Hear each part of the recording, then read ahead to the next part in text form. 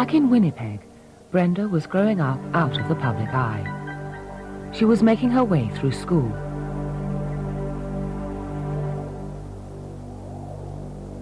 By now, John Money had written another book describing the twins' case as dramatic proof of his theory about gender identity.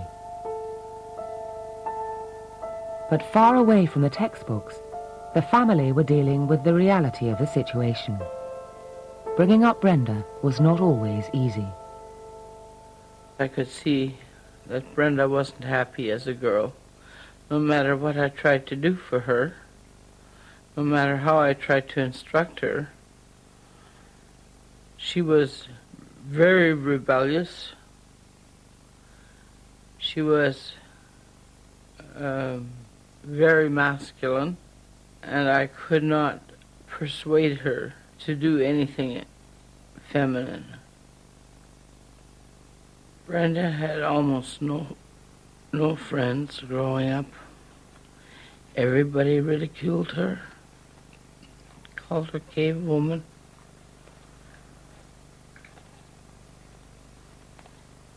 She was a very lonely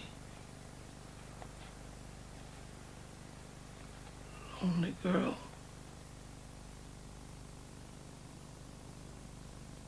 At about this time, the local psychiatrist looking after Brenda wrote to John Money about the concerns she had with Brenda's development. Brenda was showing clear signs of being deeply disturbed and unhappy. John Money didn't publish this. When Brenda was 13, the Reimer family decided to stop seeing Money. From then on, nothing would be heard about Brenda for 15 years. During this time, most of the scientific community continued to believe that the case was a success. Dramatic proof of the whole idea that you could change the gender identity of a perfectly normal boy.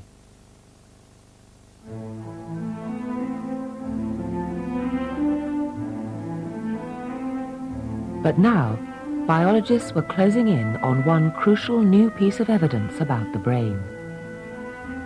Although a difference had been found in the brains of male and female rats, scientists had as yet been unable to find a difference in the human brain. But one team in Amsterdam was looking. It took quite some time to make the leap from Gorski's work into the human brain because in the first place you need the right material. Post-mortem material of human beings without a brain disease is very hard to get. It took them 5 years to collect enough human brains for their research. Then, the painstaking work began. Just like with the rats, slice after slice of male human brain was meticulously examined and compared to an identical slice of female brain.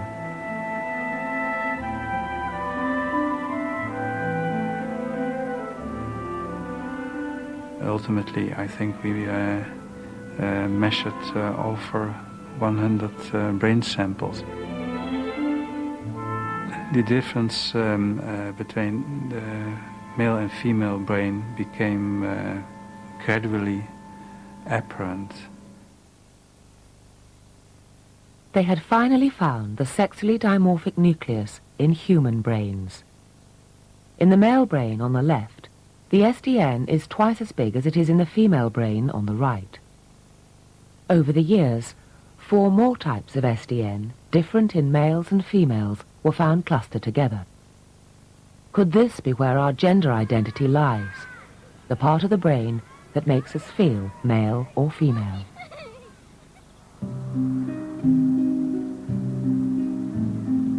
To answer this question, the team in Amsterdam turned to a unique set of individuals. Emma Martin is a transsexual. Physically, she was born a normal boy, but she spent her whole life feeling like a woman. When I was 4 years old, something happened which I guess was the starting point of my realisation that I was different from other people. I was playing in the back garden in my pedal car, and I suddenly realised that there was a little girl in the garden next door, basically doing the same thing, just going up and down the garden on a tricycle. And I saw her through the fence, and I just realised that they'd made a mistake, and I couldn't understand why. I couldn't understand why my parents were treating me as a boy. Emma's case seems to go against the very idea that nurture can override nature. She was brought up as a completely normal boy. Yet something inside her brain appears to have overridden this. Transsexuals don't describe themselves as having a female brain. They describe themselves as being female. But of course, this strong feeling to be a female should come from somewhere. And we are certain it's not coming from the heart. It's coming from the brain. In the 1990s, Professor Schwab's team began the first ever study of transsexual brains to see if there was some physical reason for transsexuals' unusual gender identity. Schwab was convinced that the answer must lie in the cluster of sexually dimorphic nuclei. If he could prove this, it would be the first evidence that gender identity was linked to a specific part of the brain. After years of painstaking investigation, he found a key new SDN. The picture on the left shows that particular SDN in a normal male brain. The picture on the right shows the same SDN in a male transsexual like Emma. It's the same size as that of a woman.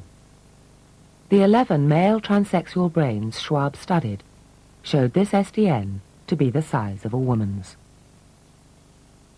It seemed clear to Schwab that this cannot be coincidence, that this particular SDN must be important in defining our gender identity. Other preliminary studies seem to suggest that this difference in the brain between men and women happens before birth. And if so, it may be that our gender identity is already so established in the womb that it cannot be overridden by upbringing. I think if we look to the entire set of data, it's clear that we are not born neutral, that there are sex differences present already very early in development.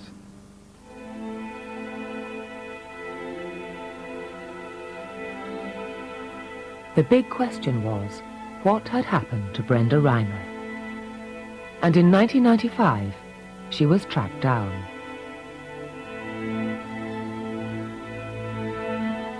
The girl who had helped to make John Money world famous was living anonymously in Winnipeg.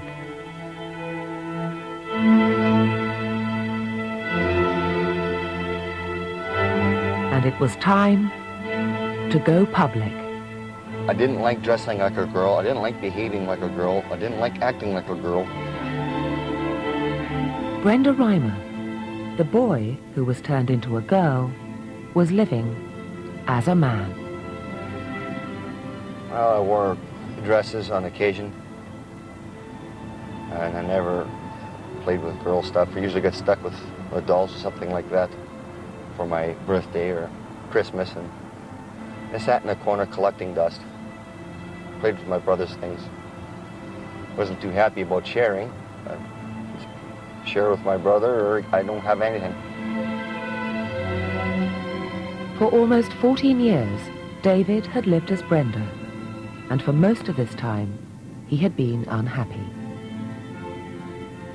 During the early years, I thought we had made the right choice, that it would work out.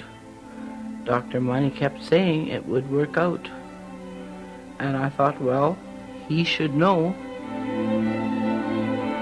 But by the time Brenda had become a teenager, her life had become so difficult, she had become a virtual recluse. I was so pitifully lonely. And I tried to put makeup on, but I looked like Bozo the Clown. You ever can imagine a guy trying to put makeup on himself? After a while of trying, I just gave up. I said, well, what's the sense of trying? No matter how much I put out an effort, it's never going to work. There's